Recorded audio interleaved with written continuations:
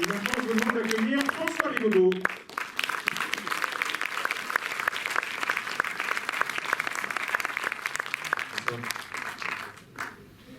On dit deux mots avant le film, puis on parlera beaucoup plus longtemps après. Comment est-ce que tu veux présenter celui-là? Je pose la question, y compris parce que dans le dossier de presse, il y a un texte tout à fait brillant, une critique remarquable, qui le présente comme une sorte de diptyque par rapport à ton film précédent que tu étais d'ailleurs venu présenter ici. C'est vrai. Toi, tu vois les choses comme ça? C'est une espèce de seconde partie. Alors, les gens sont déjà là, donc c'est pas un argument contre-vendeur. Bah, déjà, il y a un rapport entre les deux, c'est que les deux sont tournés en Mayenne, et que c'est aussi en tournant le premier que j'ai rencontré les gens que vous allez voir ce soir. En tout cas, des gens qui à peu près dans le même genre d'hypothèse de vie que j'essaie de passer dans ce cas. Donc, il y a déjà ça, et après, ouais, le film que tu avais gentiment accueilli, n'importe qui, tourné autour de la démocratie. C'est des entretiens, des dialogues autour de la démocratie. On réfléchissait à un certain nombre d'impasses. Le film arrivait à beaucoup d'impasses. Là, je crois que celui-là est un peu plus, ce serait le coup d'après. C'est une fois qu'on a bien constaté dans quelle impasse on est démocratique, qu'est-ce qu'on pourrait faire? On pourrait faire, par exemple, ce qu'il y a dans ce film. Pas mal, comme intro? Ça me paraît pas mal. Tu veux dire autre chose? Non.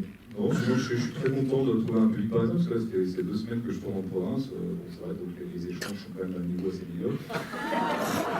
Vraiment, merci. Ça, j'espère que je trouve enfin des gens de mon niveau ce soir. Merci. Voilà, c'était François Rigaudot. Merci, on n'a pas changé de plus pour l'association le distributeur de chez Urban. Pourquoi l'association? Je ne sais pas, c'est la logique, tout ça.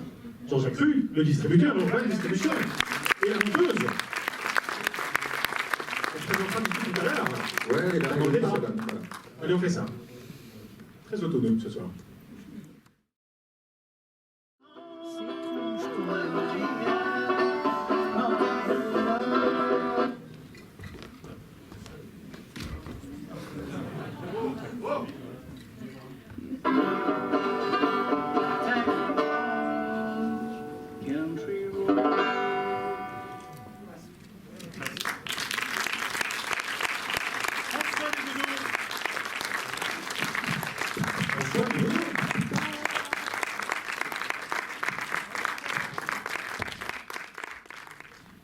C'est un film extrêmement déconcertant à la revoyure aussi, en fait. Elle n'apaise pas entièrement les... Y compris parce que j'ai le sentiment que une des choses qui se tente, je vais essayer de résumer le film en une formule, qui comme ça tu réagiras à cette formule-là, mais c'est quand même de voir le chemin qui sépare l'utopie du réel, ou le réel de l'utopie d'ailleurs, en expérimentant des variations autour du vrai et du faux.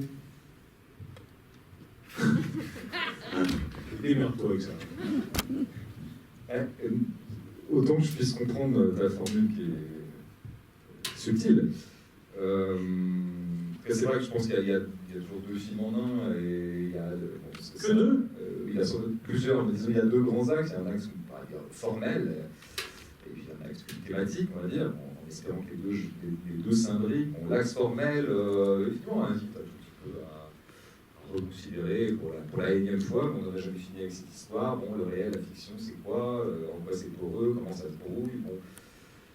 Et par ailleurs, ce dont ça parle, c'est des gens dont on pourrait très bien se dire qui se racontent une histoire.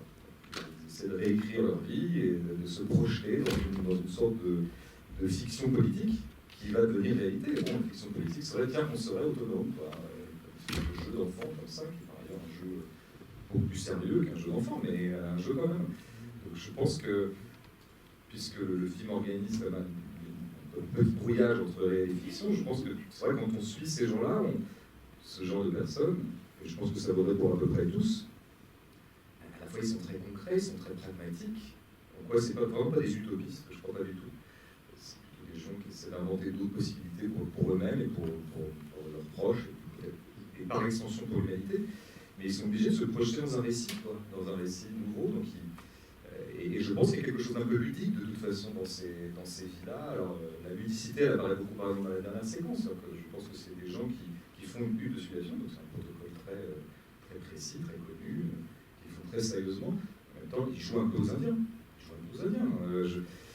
Donc la dernière séquence, elle est parfaitement documentaire, là, on n'a rien inventé, mais on voit quand même des gens qui sont en train de se faire un film. Donc Et je pense que sans doute la projection politique a toujours besoin qu'on se projette dans des fictions, en tout cas dans des nouveaux récits. Donc à ce titre-là, ça me paraissait assez cohérent, oui, qu'il y ait des éléments de fiction aussi dans ce documentaire.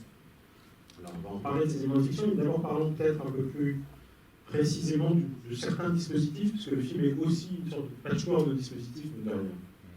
Par exemple, il y a un dispositif récurrent, mais qui en général est plutôt banni du cinéma d'auteur, donc ça m'intéresse d'entendre ce choix-là fait aussi avec Élodie la Monteuse, qui est là aussi, qui est le dispositif du découpage, comme ça, un peu serré, alors que la voix off déroule les entretiens que tu as menés avec les personnes. Comment vous les avez travaillés, ces temps-là, et comment, du coup, on arrive à les orchestrer, à les relier aux autres temps, notamment le cinéma direct, par exemple, quand on capte les scènes, les paroles, disons, directement.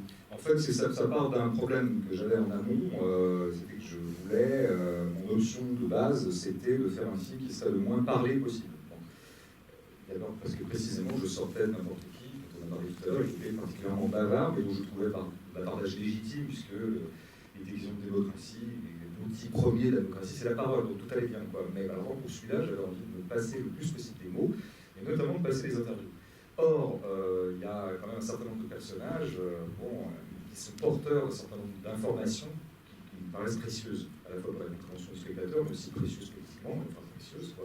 Comment cette jeune femme qui s'appelle Caroline s'est retrouvée à monter un café associatif qui s'appelle le Café Cuvard, tiens, elle était employée de banque avant, c'est une sacrée information, c'est quand même.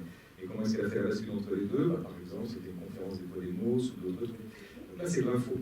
Comment est-ce que je peux livrer ces informations que je trouve intéressantes, notamment sur le sujet de l'autonomie, sans en passer par l'interview? Eh bien, parfois j'ai craqué, j'ai eu recours à l'interview. Mais alors, du coup, avec Élodie au montage, on s'est beaucoup démené pour reléguer le plus possible, enfin pour casser autant que possible, contourner autant que possible le dispositif d'une personne face caméra, interviewée par une espèce de dieu sans visage, hors champ, nous explique des trucs. Je voulais vraiment le plus possible éviter ça. C'est pour ça que le plus possible, on a relégué les paroles en off. En essayant d'organiser un tressage qu'on espère élégant, intéressant entre les voix et les images, où je trouve c'est plus pertinent. Je pense que l'élément le plus cohérent de ce point de vue-là, c'est ce qu'on a fait avec le couple de paysans, le couple qui ouvre, qui font partie des premières séquences. Oui, où on trouvait tout à fait cohérent de les reléguer aussi en off pour pouvoir laisser les plans un petit peu de la ferme évoluer tout seul, quoi, dans une certaine autonomie visuelle, on pourrait dire. Mais bon, on a organisé une espèce de tressage entre leurs deux voix, ce qui est une forme d'incarnation de leur couple, parce que le couple est vraiment le moteur de leur hypothèse autonome. Ils n'auraient jamais fait ça s'ils n'avaient pas été deux. Il fallait un petit peu incarner ce deux, quoi. Et c'est comme ça qu'on l'a trouvé, en faisant jouer les voix. Et c'est vrai que ça a été... il y a eu 3-4 fois comme ça où le problème qu'on se posait, c'était ça, comment éviter autant que possible le dispositif de face caméra interview. C'est ça qui a donné les procédés que tu mets en œuvre. Alors, dernière question, on va passer la parole à la salle. L'étrangeté du film, elle naît quand même aussi du fait que tout à coup, on est confronté, nous, spectateurs, à des séquences dont on se demande pendant 5-7 minutes qu'est-ce que ça fout dans ce film. Et évidemment, le plaisir du film est aussi là-dedans. Oui. Le fait d'être à côté, ailleurs, et de nous-mêmes devenir très actifs, en train de se dire, mais l'autonomie de quoi, de qui, pour les bonnes sœurs, quand ça surgit, on se dit, mais quelqu'un a zappé, enfin, il y a un truc, c'est un peu en cabine, en numérique, on peut encore coller des mauvaises bobines. On finit par comprendre en général. Mais d'où est venu, toi, le plaisir de cette hétérogénéité? Qu'est-ce qu'elle t'apporte, y compris dans le rapport au spectateur? Déjà, l'hétérogénéité m'a paru pratiquement la bonne façon, la façon la plus juste d'explorer la question de l'autonomie ou la notion d'autonomie. C'est pour ça que le film s'appelle Autonome au pluriel. Ça peut être aussi une allusion à un mouvement d'inspiration anarchiste bien connu. Mais ça, c'est à la marge. C'est d'abord le pluriel qui est intéressant. Donc il n'y a pas une façon d'être autonome, donc il y en a plusieurs. Donc on va faire des séquences, des séquences, des blocs séquences, et puis on les posera les uns à côté des autres, et puis on verra bien ce que ça fait. Parmi ces blocs séquences, c'est vrai, assez vite, je crois d'abord par un truc très simple, c'est que j'avais envie de les filmer. Ce sont initiés, un monastère, un guérisseur, des gens qui font un truc bizarre d'inspiration chamanique qu'on a vu à la fin. Le premier truc, c'est que je trouvais ça intéressant. Ça existe en Mayenne, ces choses-là. Donc, territoire mayennais acceptait que je... Pas de choses qui existent et qui ne filment pas. Tout à fait, absolument. Mais en sens des choses qu'on absolument. Ça ne suffit pas. J'ai pas filmé, par exemple, le Carrefour City de Laval, je l'ai pas filmé. Voilà. Donc ton objection est très très juste. Mais donc oui, non, ça me paraissait pouvoir s'intégrer. Il me semblait qu'il y avait quelque chose qui pouvait circuler, des séquences, je dirais, d'autonomie attendue, c'est-à-dire autonomie économique, alimentaire, énergétique, à ces séquences plus ésotériques. Voilà. Il me semblait que ça pouvait circuler, mais comme tu l'as dit, le pari du film, c'est que bien sûr, le rapprochement est incertain. Moi, je comptais beaucoup sur cette incertitude pour qu'effectivement le spectateur puisse un peu voyager là-dedans. Alors, après, les spectateurs peuvent aussi se raidir contre ça en disant mais qu'est-ce que ça fout là, comme tu dis, et s'en tenir à cette interrogation qui est tout à fait légitime.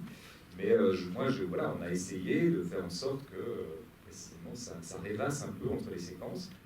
Après, moi, il me semble qu'on peut quand même on peut justifier cette présence d'un guérisseur dans le florilège des autonomes. D'une part parce qu'il est dans un échange gratuit, ce guérisseur. Alors, c'est pas dit, mais on peut le supposer. Donc voilà, puisque quand même un des points communs de ces gens, c'est d'essayer de se soustraire à un certain régime marchand, quand même, on pourrait dire comme ça, lui aussi.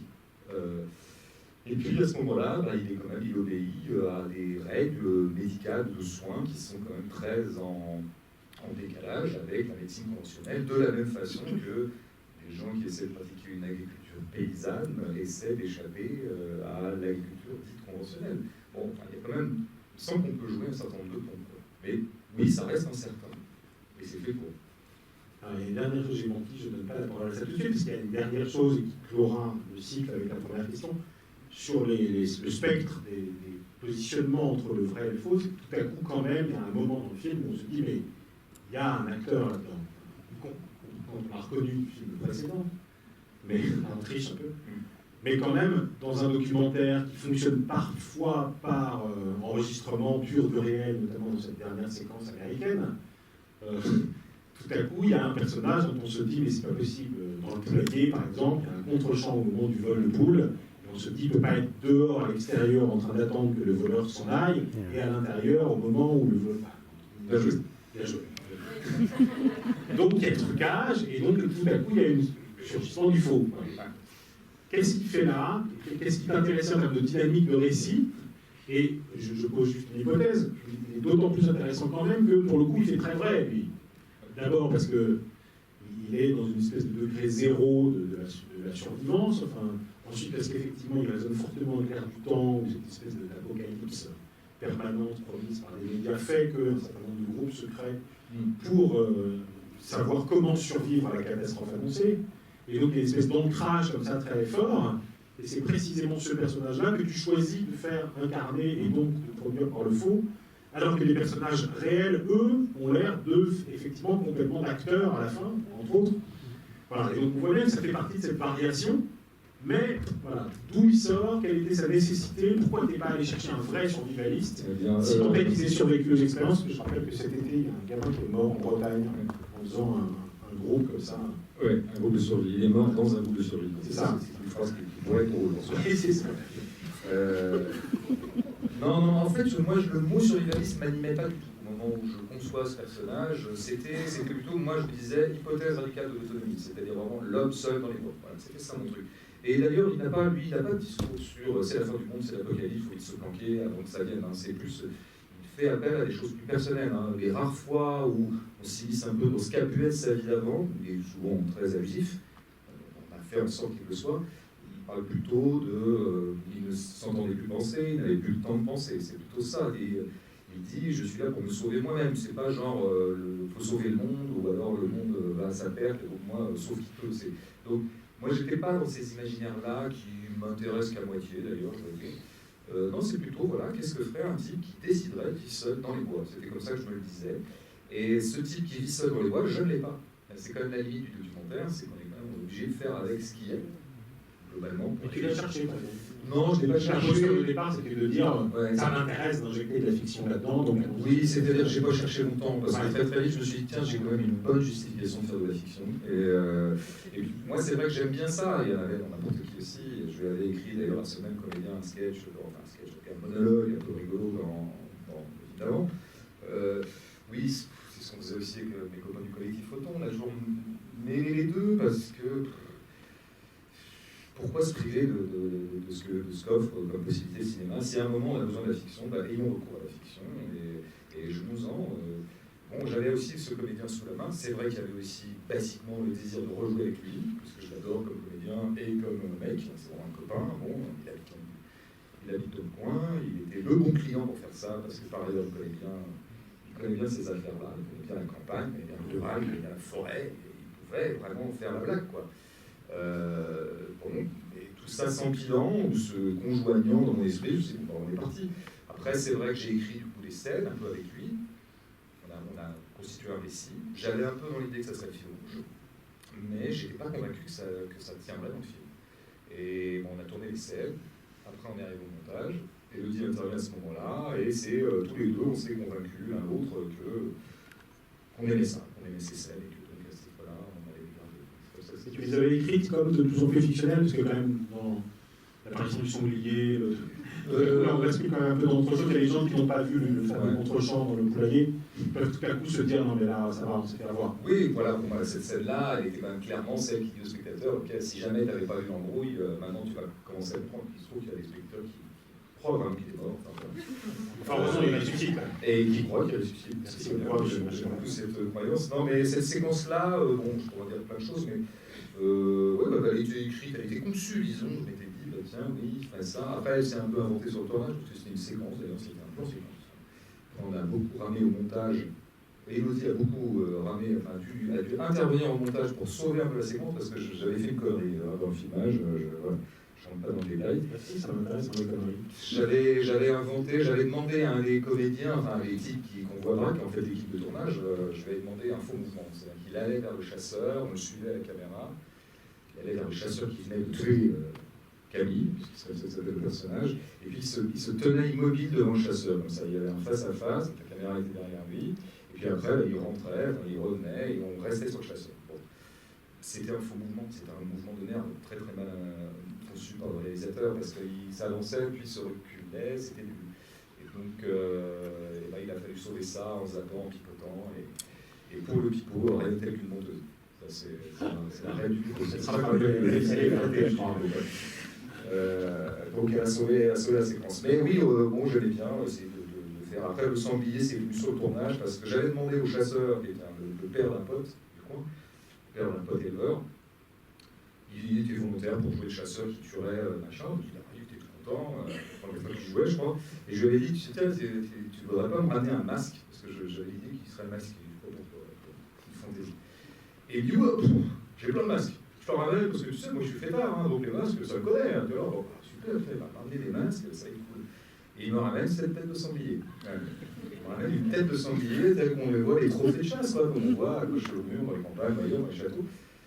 Alors là, je dis, ça va pas faire masque, ça, cette espèce d'énorme truc. Mais bon, là, hop, idée, rebond, réactivité du cinéaste. J'ai envie de dire, génie, talent, enfin, ça va faire. Je me dis, on va le foutre là, et on va faire ça sanglier, ce qui nous permettra de faire une fausse piste et de rendre encore plus surprenant que tout. Enfin, là, on était dans de la popote de mise en scène, en fait, on pourrait le dire. Et après, on a gardé la scène, parce que ça paraissait une bonne façon de quitter le personnage. Après, je pourrais expliquer comment on est venu à la résurrection. Comment on a réussi la résurrection. Je pourrais vous expliquer comment on ressuscite. Voilà, mais je crois que tout le monde attend maintenant. Ouais, c'est vrai. Mais non, je veux dire. Juste, je voudrais savoir ce qui vous a amené en Mayenne, parce que je me suis souvenu d'avoir lu dans les années 70 un livre sur la sorcellerie d'une ethnologue, je sais pas, je ne me souviens plus très bien du nom. Et est-ce que vous avez connu ce livre, et est-ce que c'est pour ça que vous êtes allé voir ce qui se passait dans ce pays-là, ou autre chose, quoi? Ça ne s'est pas passé dans ce sens-là, mais la femme dont vous parlez, qui est ethnologue, et pas seulement, et surtout d'abord, je pense, une femme admirable et qui écrit admirablement, qui écrit 2 chefs-d'œuvre sur la sorcellerie en Mayenne, qui s'appelle Jade Fadressada. Non, ça c'est bien après coup. C'est le producteur du coin, mayennais, Antoine Clément, qui est extrêmement cultivé, très très bon connaisseur de l'histoire de son département, et qui connaît évidemment Jade Fadressada, qui l'a recommandé. Donc, une fois que j'étais un peu parti sur mes trucs pas de sorcellerie, mais de guérissage, tout ça, de redouteux. J'avais envie de me documenter un petit peu, donc j'ai lu ça, et c'était très intéressant, c'est vrai. Et elle a fait un travail que moi, je n'avais pas les moyens de faire. Moi, qu'est-ce que je pouvais faire après elle? C'était faire le contraire d'elle, en tout cas quelque chose qui n'a rien à voir, c'est-à-dire filmer une scène, filmer un guérissage. Pas du tout ce qu'elle a fait, elle, étudier d'où vient la sorcellerie, ou plutôt les désorceleurs. C'est compliqué, parce que pour elle, il n'y a pas de sorcière, il n'y a que des gens qui désorcellent. Je passe le détail. Mais oui, en tout cas, la Mayenne fait partie de ces départements, on en trouve partout, mais qui est une terre à forte densité de pratiques de ce genre. Voilà, parce que c'est une terre rurale, moi j'ai connu ça en Vendée aussi, hein, et on en trouverait notamment dans les départements ruraux, parce que les histoires de sorciers, d'ensorcellement, de désorcellement, c'est souvent des histoires entre paysans, entre agriculteurs. Je t'envoûte ton troupeau, tu me contre-envoûtes, je te désenvoûte, et voilà, ça donne des super trucs, quoi. Il y en a un que je voulais en filmer un, j'avais un guérisseur que je voulais absolument filmer. Je l'adorais pour plein de raisons. Il avait une gueule extraordinaire, un bagou de folie, et je crois qu'en plus il avait des sacrés pouvoirs. En tout cas, c'est ce qui se disait dans la région, que Marcel Duboulet, il était très très fort. Et il n'a jamais voulu que je le filme, et c'est bien dommage. Mais lui, il ne voulait pas, notamment une des raisons pour lesquelles il ne voulait pas que je le filme, c'était, il disait, il ne faut pas que tu mettes le pied là-dedans, parce que c'est méchant. Le diable va s'emparer de toi, tu sais. Moi, je lui ai dit, c'est pas grave, c'est bon, j'assume, le diable s'empare de moi, mais moi, j'aimerais bien avoir une bonne séquence avec toi. Et non, il disait, mais moi, je dois te protéger, je te protège, quoi. Il faut que moi, je te protège des forces du mal. Donc, j'ai pas fait ma scène. Mais du coup, effectivement, je suis protégé des forces du mal. Il n'arrive que des trucs super depuis 2 ans. Voilà. Merci Marcel. Merci Marcel. La séquence des religieuses, pourquoi? Ça, pour le coup, autant Stéphane fait bien de dire tout à l'heure qu'il y a des liens qui sont improbables, et encore une fois, voulu tel. Moi, le volume du film vient de cette improbabilité-là. Mais franchement, les sœurs, pour moi, là, ça colle bien, quoi. Parce que, d'abord, c'est une vie communautaire, c'est une vie en autonomie, en relative autonomie, parce qu'en plus, elles sont sœurs orthodoxes en Mayenne, donc elles sont un peu seules au monde. Leurs autorités, le référent, c'est un monastère en Grèce, parce que l'orthodoxe, tout ça, avec lesquels elles ont pratiquement coupé les ponts, et auxquels elles n'ont pas très envie de redemander de l'argent, parce qu'il s'agit de ça, d'essayer de survivre. Donc elles sont dans une logique de quelle quantité de travail devons-nous abattre, nous, les 7 sœurs, entre nous, pour pouvoir vendre suffisamment de bougies, de cierges, de savon aussi, de savonnerie, et de plantes médicinales, surtout maintenant, pour pouvoir être à l'équilibre et pouvoir se consacrer à ce pourquoi ils sont là, à savoir la communion avec le Christ. Ça me paraissait une très très bonne problématique, totalement une espèce de quintessence de la problématique de l'autonomie, en fait, quoi. Simplement, vous remplacez prière parce que vous voulez, vous remplacez Christ parce que vous voulez.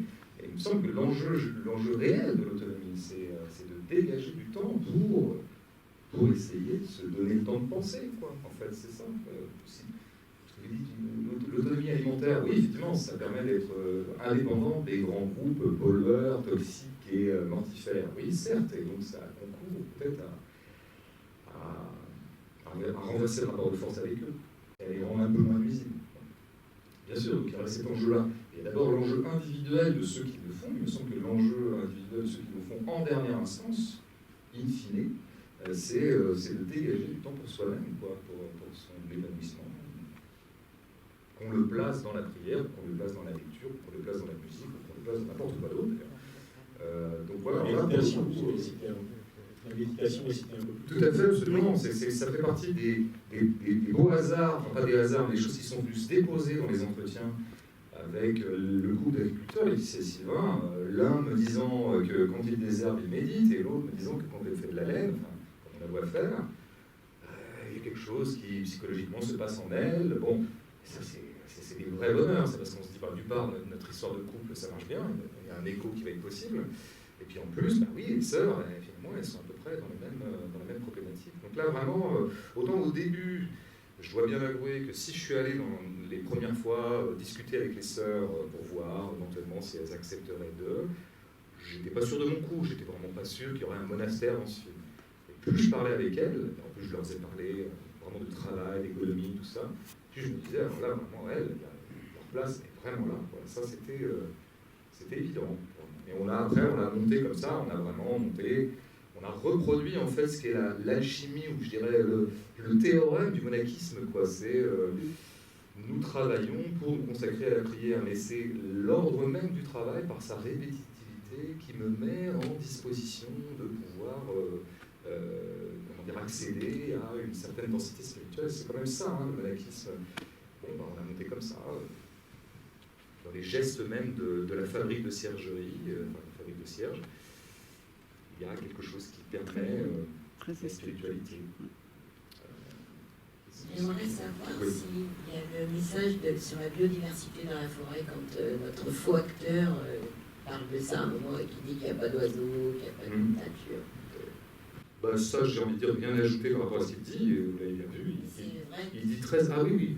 Bon, non, mais la forêt là, dans laquelle on a filmé pendant une semaine, mais là, elle n'a plus de forêt que le nom. C'est effectivement une usine à bois. Enfin, c'est une forêt qui est complètement désincarnée, dévitalisée, où effectivement il y a très peu de gibier, il y a très peu de bêtes. On a ramé hein, pour... en plus, le printemps tardait à émerger, donc il y avait très peu d'oiseaux qui... Ça se trouve avec une forêt vraiment en version minimum syndicale. Quoi. Donc on a un peu pipoté au cadrage. Enfin, les cadres serrés sont aussi venus de là, parce que ça permettait de donner de la densité de feuillage là où il n'y en avait pas objectivement. Non, c'est très triste cette forêt. D'ailleurs, elle est en partie privée. Non, c'est vraiment... c'est pas une forêt primitive, voilà. J'aimerais que vous me parliez de votre autonomie à vous dans le travail, dans votre approche, votre manière de fabriquer des films. J'ai vu quelques choses sur ça et quelques vidéos. Peut-être que vous expliquez un petit peu dans quelle mesure vous êtes aussi finalement un sujet et un acteur de ça, de cette mécanique-là, et concrètement comment vous faites. Est-ce que c'est un collectif? Est-ce que voilà, comment vous travaillez? C'est en devenir en Mayenne justement. Là, pour l'instant, il y a ce film là qui est quand même qui nous a beaucoup fait réfléchir à ce que pourrait être l'autonomie en cinéma. On n'en était pas loin. On a pratiquement fait ce film en autonomie. On a eu une petite aide de France 3 qui nous a acheté une version courte qui est passée sur France 3 $, 52 minutes. Une petite aide qui nous a permis en gros d'assurer la logistique et de payer globalement à peu près tout le monde. L'ingé son, le cadreur, la monteuse, 2 ou 3 personnes qui nous ont vaguement aidés. Bon, équipe réduite, tout ça ne coûte pas très cher. Bon, moi je le redis, je ne me suis pas payé sur ce coup-là, mais parce que voilà, précisément, j'en avais pas besoin. Je pouvais très largement subvenir à mes besoins dans les 6 mois, en gros, que j'ai consacré vraiment intensément à ce docu. En tout cas, si je mets bout à bout, vraiment, les périodes où vraiment j'y étais, ça a donné 6 mois en gros. C'était possible, c'était possible moyennant le fait que le réel évidemment se soustrait lui-même à la rémunération. Bon, donc évidemment, ça serait pas possible pour d'autres réalisateurs dont ce serait l'activité centrale et exclusive, ce qui n'est pas mon cas. J'ai des revenus par ailleurs. Donc ça, il faut quand même le dire. Et cela dit, on a quand même tourné ce film avec très peu d'argent. Il me semble pas que plan après plan, on se dise que le film est pauvre, enfin, que vraiment c'est cheap, enfin qu'on voit bien qu'ils n'ont pas eu de thunes. Donc je crois que c'est viable. Je crois qu'on peut faire des films avec peu d'argent. Le fait qu'on puisse faire des films avec peu d'argent, c'est quelque chose qu'on a du mal à dire. Pourquoi? Parce qu'on voit bien que ça pourrait être très mal récupéré et recyclé par un certain nombre d'argentiers du cinéma ou de subventionneurs potentiels et autres ministères. Ils ont dit qu'ils pouvaient faire des films avec rien, du coup on ne va plus du tout leur donner de thunes, on va de moins en moins attribuer d'argent à la production de cinéma, voilà, à la fabrication. Donc il ne faut pas le dire trop fort, mais entre nous, il faut vraiment qu'on se le dise. Ce que j'appelle entre nous, je ne sais pas ce que ça veut dire, c'est entre nous, chacun mettra le contenu qu'il veut, mais je me comprends. On peut filmer pauvrement, on peut faire des films pauvres qui sont, je crois, en tout cas présentables vraiment. Et pour ça, c'est vrai que le genre documentaire est à l'avant-garde de l'idée de faire un cinéma pauvre. Parce qu'un cinéma pauvre, vraiment, ça donne plus de possibilités d'être autonome par rapport à des grands financiers qui finissent toujours par être des forces de coercition. Il faut quand même le savoir. C'est comme ça que ça marche.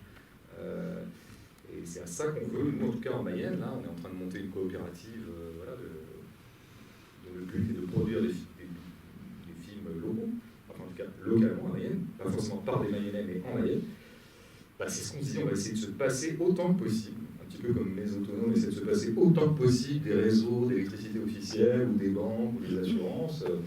On va essayer de se passer autant que possible des subventions. Quoi. Après, je pourrais rentrer dans le détail, techniquement, ça passe par la coopérative, on s'associe au mutualiste de force, etc.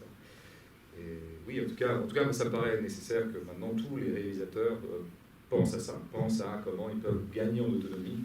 Parce que en attendant que le système de financement du cinéma français change, parce que là, je pense qu'il est vraiment arrivé à un point, pour moi, il y a encore beaucoup de choses qui se produisent très intéressantes en France, là, c'est sûr. Je pense que le niveau de notre production est plutôt pas mal.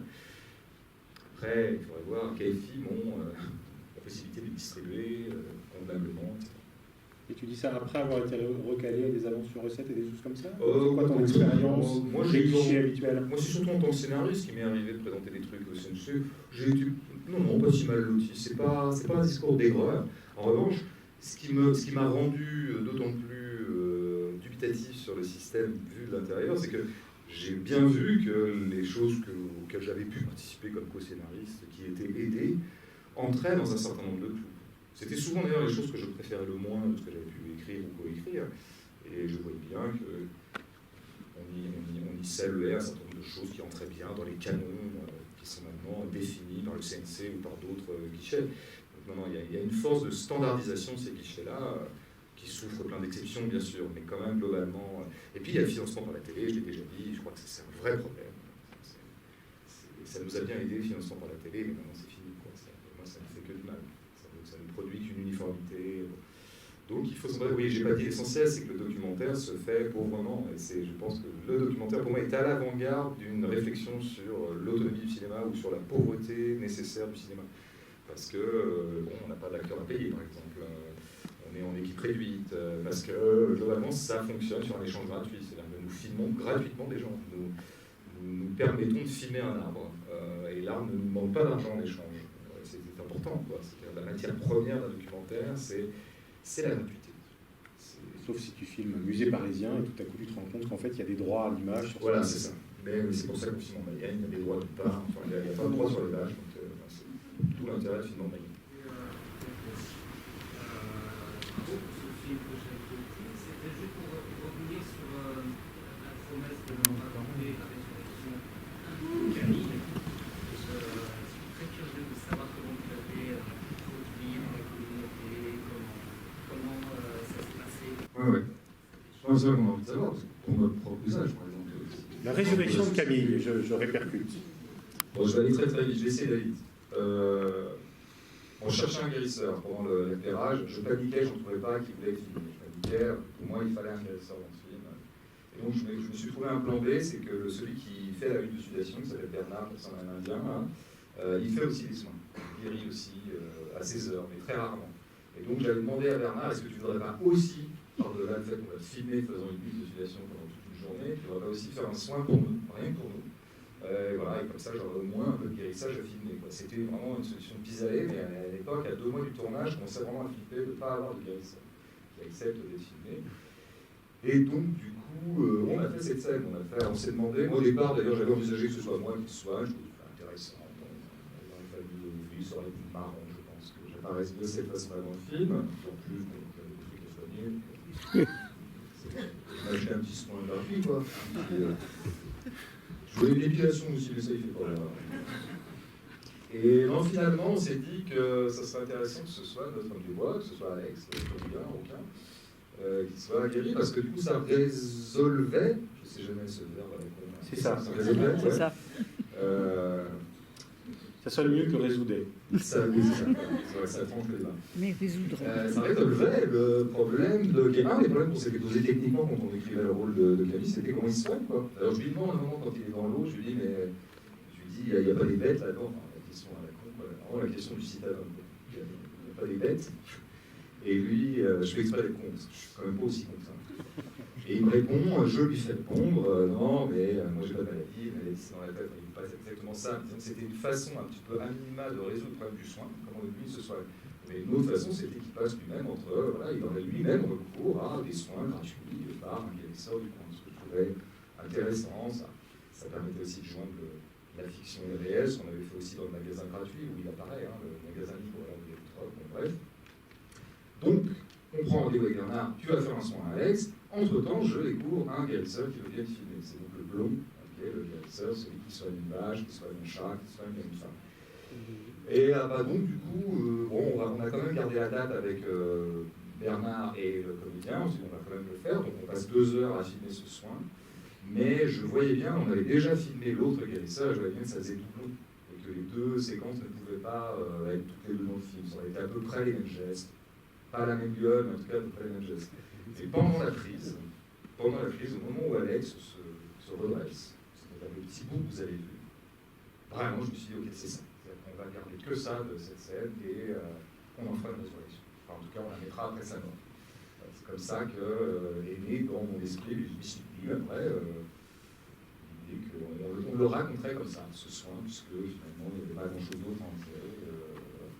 Donc vous êtes très déçus par ma réponse. Je ne vous ai pas expliqué le mode d'emploi de la résurrection, mais plutôt comment je suis arrivé à traiter cette séquence comme ça. Dans ce film, j'ai l'impression de voir d'autonomie chez personne. Chacun a l'air d'être dépendant de quelqu'un d'autre. Et ma question, est-ce qu'on ne doit pas réfléchir à ce moment-là, en regardant ce film aussi, à l'idée d'une autonomie plus territoriale que familiale, individuelle, que chacun puisse jouer un rôle, en fait, apporter quelque chose à l'autre sur une géographie particulière, et que l'autonomie générale se dessine ainsi, parce que personne ne peut avoir toutes les compétences pour être autonome. Chacun va essayer de faire son petit truc, mais n'y arrivera jamais. On ne peut pas y arriver. Enfin, en tout cas, moi, je ne vois pas quelqu'un qui arrive dans ce film. Non, tout à fait, mais personne n'a prétendu qu'ils y arrivaient. C'est des gens qui tendent à l'autonomie, et l'autonomie, on ne l'atteint jamais, on n'y accède jamais, c'est une espèce d'horizon comme ça. Donc c'est un mouvement vert, et il s'agit surtout de s'arracher à des dépendances. C'est surtout ça, on s'arrache à des dépendances, 1, 2, 3, 4, 5, et peu à peu on atteint l'autonomie, mais effectivement, personne. Le personnage fictionnel, c'était ça, c'était l'idée, est-ce que le type peut tenir tout seul, quoi? Est-ce que lui, il peut être dans l'autonomie réelle, quoi? Non, il a besoin de personne. Puis en fait, plus j'écrivais le rôle, en essayant d'être le plus rigoureux possible sur comment il peut vraiment survivre comme ça, plus je me rendais compte que c'était pas tenable, quoi, qu'il il aurait besoin au moment d'aller chercher des objets quand même, bon voilà, ne serait-ce qu'un peu de pétrole pour savoir le pétrole, puisqu'il habite dans une grotte, enfin, des conneries, quoi. Et donc c'est là qu'est née l'idée d'une voisine avec qui il rentrerait dans des échanges de bons procédés, je dirais, de toute nature. C'est comme ça que je l'avais écrit. Et qu'il aille au magasin libre aussi, oui, et donc qu'il avait besoin lui-même de toute façon des autres, mais tous ils le disent, hein, tous ils disent que l'autonomie n'est pas la solitude, n'est pas l'autarcie, mais n'est pas la solitude non plus, n'est pas l'isolement, au contraire, il faut du réseau. Il faut se mettre en réseau, il faut se compléter les uns les autres, parce qu'effectivement, il est très rare de trouver dans un même individu toutes les capacités nécessaires à la survie, surtout quand on a un certain niveau de vie, quoi. Donc non, oui, ce que vous dites, je le partage totalement. C'est d'autant plus proche de François Bégodeau, cette question, que moi je me souviens que tes réponses sur le film On est en démocratie, tourné à Montreuil, tendaient, au grand dépit de certains des élus filmés, à dire, mais en fait non, le titre est ironique d'une certaine façon, parce qu'on ne peut jamais que tendre vers la démocratie, on n'atteint jamais le projet. C'est vrai. Tu connais vraiment toute mon œuvre. T'as vu, c'est ça. C'est vraiment écrire. Je me souviens de ce que je rêve principalement. Ah, c'est dingue. Ouais, un biographe de... C'est ça, mais j'hésite. C'est une subtile façon d'appeler que il y a une libraire à la sortie que tu dédicaceras par ailleurs à certains de tes livres en attendant ma biographie. Ça, c'est Stéphane. Bien joué. Il faut savoir un truc avec Alex, le comédien, c'est que... Parce que j'ai entendu parfois ça, qu'il était antipathique, mais en fait, c'est... et qu'il y avait beaucoup de tension entre nous deux. Mais évidemment, cette tension, on l'a totalement écrite et jouée, et je pense qu'on peut comprendre à quel point on est amis par le fait qu'on s'est permis de s'écrire des prises de gueule, relativement anonymes. Il y a une chose la seule chose pour laquelle j'ai dû diriger ce comédien, être dans un travail de direction d'acteur, c'est qu'il était beaucoup trop sympa dans les premières prises. Il était beaucoup trop, parce que c'est un type très jovial, Alex, dans la vie, très rigolo, mais jovial, très lumineux, en fait. C'est un type lumineux, au sens le plus littéral du terme. Et il était, bon, du coup, il y avait une contradiction, c'est-à-dire ce qu'on voulait que le spectateur se raconte, c'était qu'une équipe de tournage avait demandé à ce type qui vit seul dans les bois de le suivre pendant une semaine. C'était une contradiction interne. Le mec veut être seul et il accepterait qu'une caméra le suive. Donc quand même, la moindre des choses pour essayer de résoudre en partie complètement ces contradictions, il fallait sentir que quand même, en général, cette caméra l'emmerde. S'il ne pouvait pas être là, les trois zouaves qui le suivent en permanence, ce serait pas plus mal. Donc j'ai été obligé de demander à Alex de faire un truc qu'il fait assez peu dans la vie, c'est de faire un peu la gueule, d'être un peu ronchon. En tout cas, qu'on sente que... Mais ça débordait dans pas mal de prises. Il s'illumine très très vite. J'ai fait ce drôle de boulot un peu sinistre quand même, de rendre un mec lumineux Oui, il est éteint. C'est quand même une espèce de travail anti-cinématographique assez clair. C'est la grotte, ça, c'est l'effet grotte. C'est l'effet grotte. La grotte. C'est vrai, l'histoire de la goutte. Très tôt. Est-ce qu'il y a écrit documentaire sur l'affiche? Ouais. Que 2 heures. C'est ce travail. Est-ce que les gens d'Urban sont dans ça? Ouais, mais vous savez, il y en a beaucoup des documentaristes qu'on répertorie comme étant des documentaristes et qui ont eu recours ici ou là dans leurs films à des procédés fictionnels ou à des petites illustrations de fiction. Moi, je pourrais en citer pas mal. Il y en a un qui me marque beaucoup, c'est la filmographie de documentariste israélien, mais bon, pour le cinéma. En fait, pour tout dire, je veux dire une banalité, en fait, mais je pense qu'on est quand même assez nombreux à considérer que la partition du fiction elle est très très largement illusoire, quoi. Elle ne rend pas compte de ce qui se joue entre nous et les images, en fait. Même de la même façon, pour être tout à fait scolaire, qu'est-ce qu'il y a comme document dans une fiction? Une fiction n'arrête pas de documenter plein de trucs. Quand deux personnages fictionnels sont en train d'avoir un dialogue dans la rue, tout est écrit, ils jouent, c'est des comédiens, c'est la fiction, mais oui, enfin ils passent dans une vraie rue, et en fait on aperçoit une vraie voiture, on documente une voiture. Quand vous voyez un Romer de 72, et ben dedans il y a les 4L, ça a documenté, il a archivé quand même, surtout Robert d'ailleurs. Donc ça fait très longtemps que... C'est pour ça que je pense que le documentaire est le genre absolu du cinéma, en fait. Il peut ramasser tout ça. Après, si vraiment, je ne tiens pas au mot plus que ça. Après, même Alain Cavalier, dont on vient de fêter le 89e anniversaire, nous a parfois refusé certains de ses films en avant-première parce qu'on les proposait dans un festival de documentaires et il disait que ça n'en était pas. C'était du cinéma et que pour lui, cette notion n'existait pas. Quand même. Alain Cavalier et moi, on est un petit peu... Voilà, on pense pareil. Alain Cavalier, Soderbergh, moi, et Hitchcock. Souvent les gens mettent la bande des quatre. Hein. Voilà. Il y a eu Mograbi, mais il est descendu. Ouais, il est pas du niveau. Une question où réalité, le seul livre que Camille lit dans sa grotte, on n'a pas le titre, mais voilà. À mon avis, c'est fiction, mais j'attends votre réponse. Qu'est-ce qui serait fiction? C'est qu'il... Le titre. Ça s'appelle De l'angoisse avec ça, c'est un livre assez connu.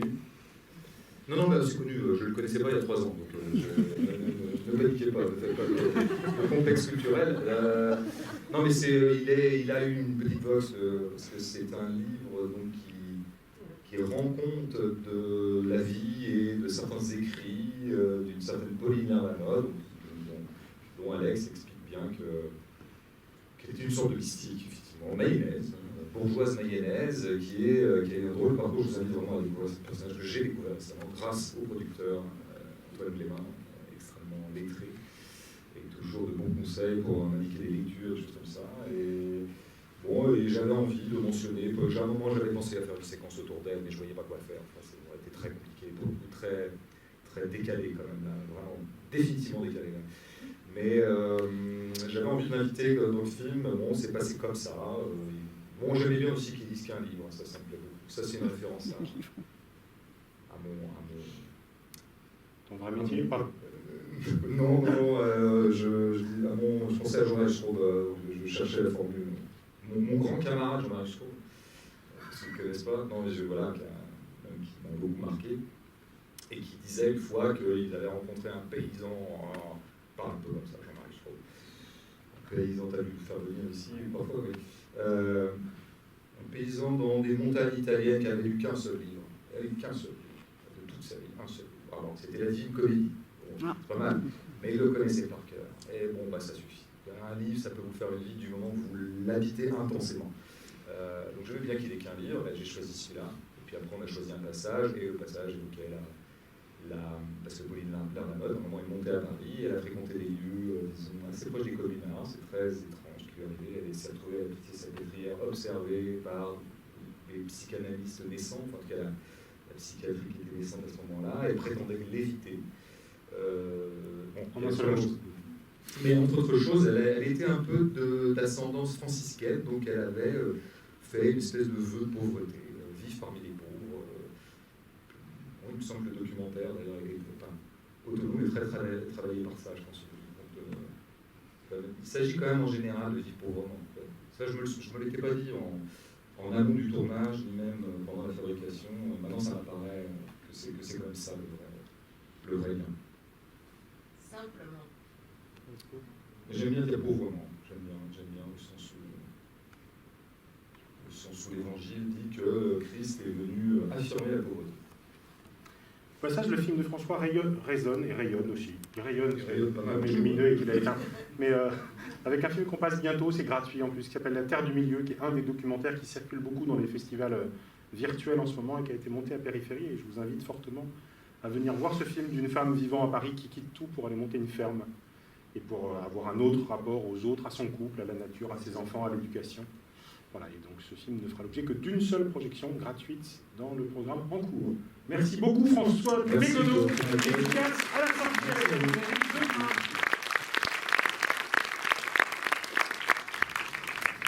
Merci à tous pour le festival et évidemment d'abord à l'association Grand-Père Romagnès. Ah, voilà.